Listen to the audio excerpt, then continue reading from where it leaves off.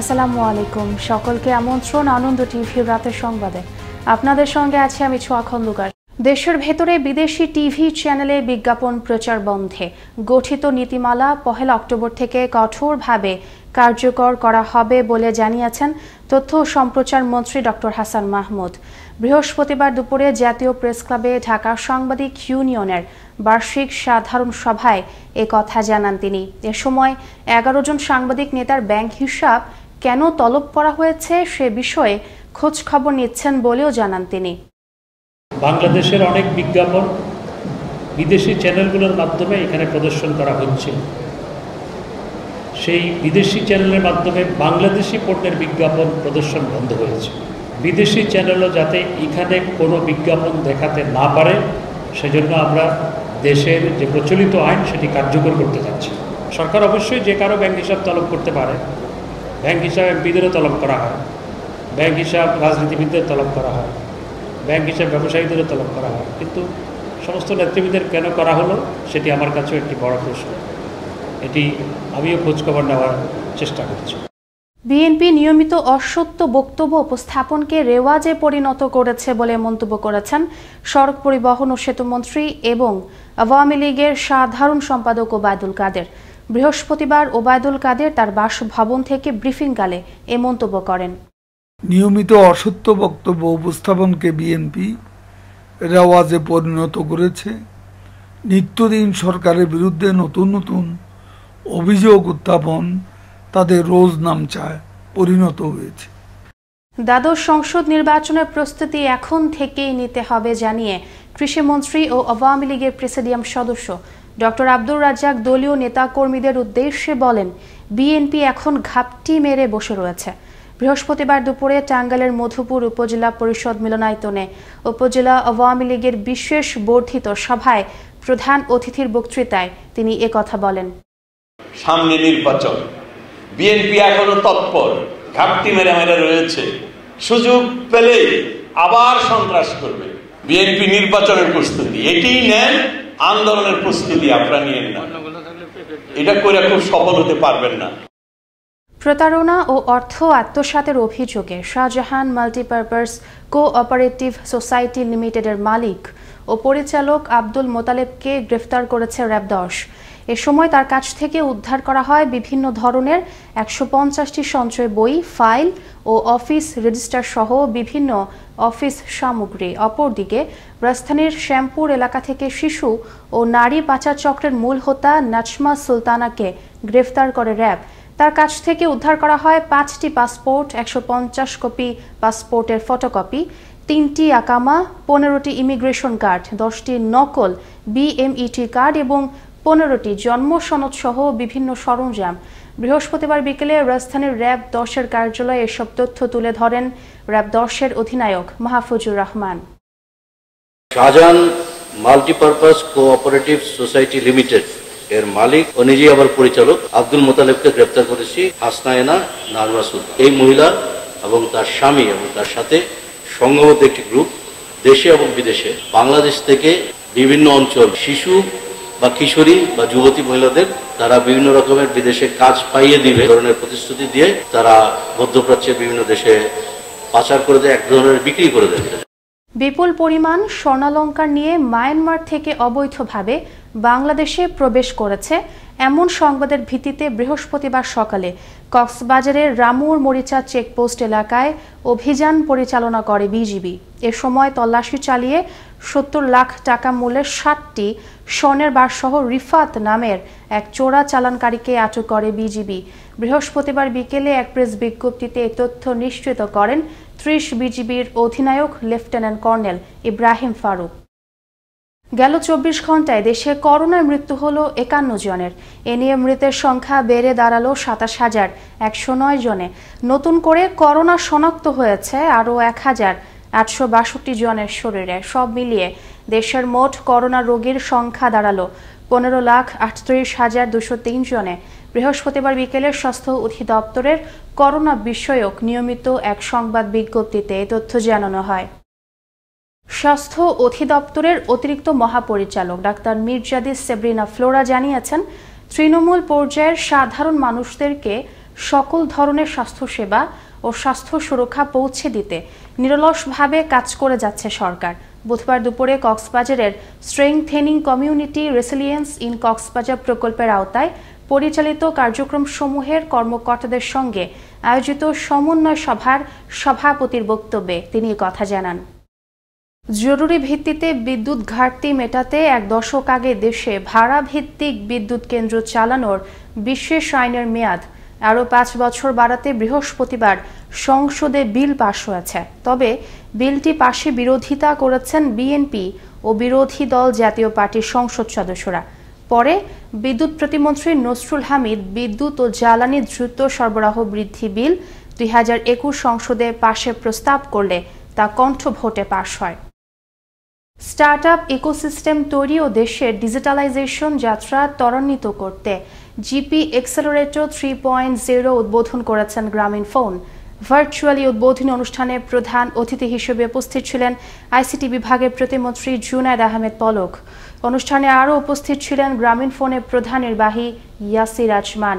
এ সময় আইসিটি প্রতিমন্ত্রী জানান, তথ্য ও যোগাযোগ প্রযুক্তি বিষয়ক উপদেষ্টা সজীব ওয়াজেদ জয় তরুণদের অনুকরণ না করে উদ্ভাবন করতে উৎসাহিত করেছেন। সিরাজগঞ্জে বন্ধ হওয়া রেল যোগাযোগ পুনরায় চালুকরণ বিষয়ে বৃহস্পতিবার স্থানীয় রাজনৈতিক নেতৃবৃন্দ ও সংশ্লিষ্টদের সাথে অনুষ্ঠিত হল এক মত বিনিময় সভা। সিরাজগঞ্জ জেলা প্রশাসক কার্যালয়ে অনুষ্ঠিত এই সভায় প্রধান অতিথি হিসেবে উপস্থিত ছিলেন রেলপথ মন্ত্রী নুরুল ইসলাম সুজন। এ সময় তিনি জানান, আওয়ামী লীগ সব সময় জনগণের সুবিধার জন্য কাজ করে।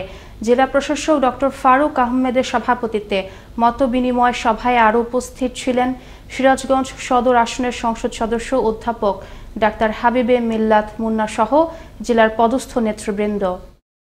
2021-22 অর্থবছরের জন্য ঘোষণা করা হলো সিলেট সিটি কর্পোরেশনের 839,20,76,000 টাকার বাজেট।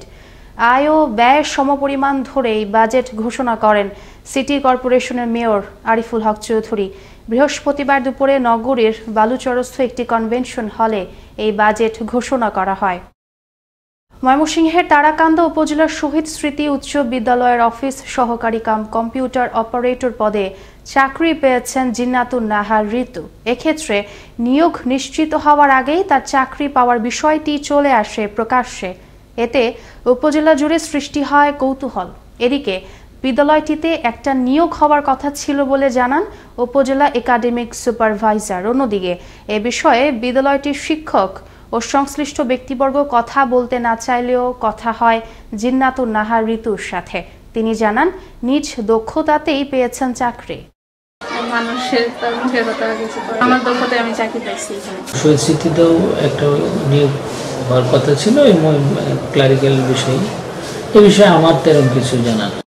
বাংলাদেশকে জিএসপি প্লাস সুবিধা দেওয়ার বিষয়টি ইউরোপীয় ইউনিয়নের রাজনৈতিক সিদ্ধান্তের উপর নির্ভর করছে বলে জানিয়েছেন বাণিজ্যমন্ত্রী টিপু মুনশি। বৃহস্পতিবার জাতীয় সংসদে এক প্রশ্নের জবাবে বাণিজ্যমন্ত্রী কথা জানান, জিএসপি প্লাস সুবিধা প্রদানের ক্ষেত্রে বাংলাদেশের শ্রম অধিকার, কারখানা নিরাপত্তা, শিশুশ্রম ও সুশাসন বিষয়ে ইইউ এর প্রশ্ন রয়েছে বলে উল্লেখ করেন মন্ত্রী। নানা আয়োজনের মধ্য দিয়ে পালিত হল রংপুর মেট্রোপলিসের 3য় বর্ষপূর্তি। বৃহস্পতিবার দুপুরে নগরীর মেট্রো ডিবি কার্যালয়ে প্রতিষ্ঠা বার্ষিকীর কেক কাটেন পুলিশ কমিশনার আব্দুল আলিম মাহমুদ। এ সময় প্রশাসনের ঊর্ধ্বতন কর্মকর্তা ছাড়াও রাজনৈতিক ও নানা শ্রেণী পেশার মানুষজন উপস্থিত ছিলেন। পরে স্থিরচিত্র নিয়ে গঠিত আর্কাইভের উদ্বোধন শেষে মহাসড়কে দুর্ঘটনা কবলিত মানুষের প্রাণ বাঁচাতে একটি অ্যাম্বুলেন্স সেবার উদ্বোধন করেন মেট্রো পুলিশের কর্মকর্তারা। নারায়ণগঞ্জের ড্রেজার জুনিয়র হাই স্কুলে চলছে একটি সংস্থার প্রশিক্ষণ কর্মসূচি। এতে ব্যাহত হচ্ছে শিক্ষার্থীদের পাঠদান কার্যক্রম। এমনকি শ্রেণীকক্ষে ব্ল্যাকবোর্ডের সামনেই টানানো হচ্ছে প্রশিক্ষণার্থীদের শার্ট, প্যান্ট ও অন্যান্য বস্ত্র। শ্রেণীকক্ষগুলো যেন একটি বাসস্থান। এতে ক্ষোভ জানিয়েছেন শিক্ষক, শিক্ষার্থী এবং অভিভাবকরা। নারায়ণগঞ্জ থেকে সৈয়দ সিফাত লিঙ্কনের প্রতিবেদনে আরো জানাচ্ছেন নয়নমণি। সরকারি নির্দেশনা অনুযায়ী গত 12 সেপ্টেম্বর থেকে চালু হয়েছে সশরীরে পাঠদান কর্মসূচি। প্রতিটি স্কুলে পাঠদানে অংশ নিতে পেরে উচ্ছ্বাসিত শিক্ষার্থীরাও। তবে নারায়ণগঞ্জ জেলার হাজীগঞ্জ এলাকায় রেজাল্ট জুনিয়র হাই স্কুলের শ্রেণীকক্ষ দখলে রেখে একটি সংস্থার নতুন সদস্যদের প্রশিক্ষণের কারণে বিব্রত শিক্ষক, শিক্ষার্থী ও অভিভাবকরা। তো এই স্কুলে মনে করেন যে আনসাররা এসে এখানে ট্রেনিং দেয়, চিল্লাচিল্লি করে, রেপ রাইট করে, এটা একটা পরিবেশ বিঘ্ন ঘটে, ছাত্রছাত্রীদের অনেক অসুবিধা হয়। 4টা ক্লাস ওনারা দখল করে রাখছে, তো একটা ক্লাসে কিভাবে পড়ালেখা করা যায়, এটা যেরকম সমস্যা, এটা জলদি এটা ব্যবস্থা নেওয়া হোক। আমাদের ওয়াশরুমের সামনে তাদের কাজকর্ম করে, আমাদের রুমগুলো তারা দখল করে রাখছে। ক্লাসের ভিতরে এক ক্লাসে অনেক মানুষ গাদাগাদি করে বসতে হইতেছে। স্কুলটির শিক্ষিকারাও জানালেন, একটি সংস্থার সদস্যদের প্রশিক্ষণের কারণে শিক্ষা প্রতিষ্ঠানের পাঠদানে ব্যাঘাতের কথা। আনসাররা যে প্রশিক্ষণ নেয় আমাদের অনেক সমস্যা হয়, যে বিশেষ করে আমাদের ছাত্রছাত্রী অমনোযোগী হয়ে যায়, তারা ক্লাসের সময় দেখা যায় অন্যদিকে চায় থাকে। আমরাও চাইতেছি যে স্কুল নিয়ে যাতে কোনো সমস্যা না করে কোনো কেউ। ক্যামেরার সামনে কথা বলতে রাজি না হলেও প্রশিক্ষণার্থীদের দায়িত্বপ্রাপ্ত আনসার কমান্ড্যান্ট উত্তম কুমার দেবনাথ জানিয়েছেন, তিনি নিজেও চান না শিক্ষার্থীদের পাঠদানে কোনো রকম ক্ষতি হোক।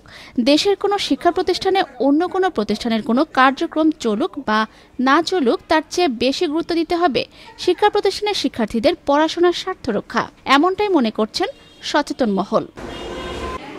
নয়নমণি, আনন্দ টিভি, ন্যাশনাল ডেস্ক। ঢাকার ধামরাইয়ে হত্যা মামলার ওয়ারেন্টভুক্ত প্রধান আসামি ফিরোজ আলমকে দীর্ঘ 16 বছর পর গ্রেফতার করল ধামরাই থানা পুলিশ। বুধবার সন্ধ্যায় উপজেলার কালামপুর বাজার থেকে তাকে গ্রেফতার করা হয়। পুলিশ জানায়, 2004 সালে ধামরাইয়ের সীমা সিনেমা হলের সামনে তুচ্ছ ঘটনাকে কেন্দ্র করে তৈবুর রহমানকে ছুরিকাঘাতে হত্যা করে অভিযুক্ত ফিরোজ। এরপর সৌদি আরব চলে গিয়ে 6 মাস আগে দেশে ফেরত আসে ফিরোজ।